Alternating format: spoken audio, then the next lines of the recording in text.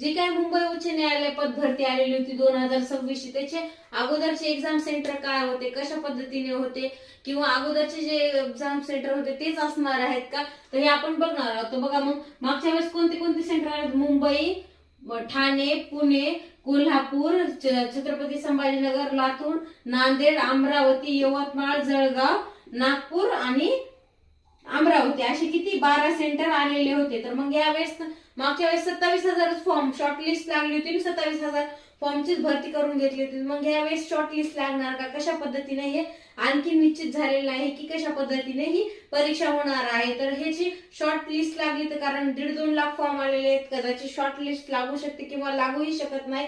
तर ह्यावेळेस मग आता याच्यामध्ये जास्त फॉर्म आल्यामुळे जास्त सेंटर हे येणार आहे. जसं नाशिक हे सेंटर येणार आहे, असे बरेचसे सेंटर हे येणार आहे. तर अशाच माहिती पूर्ण व्हिडिओसाठी नक्की चॅनलला सबस्क्राईब करा आणि तुम्हाला हायकोर्ट भरती विषयी सगळे व्हिडिओ हे आपल्या चॅनलवरती भेटून जातील.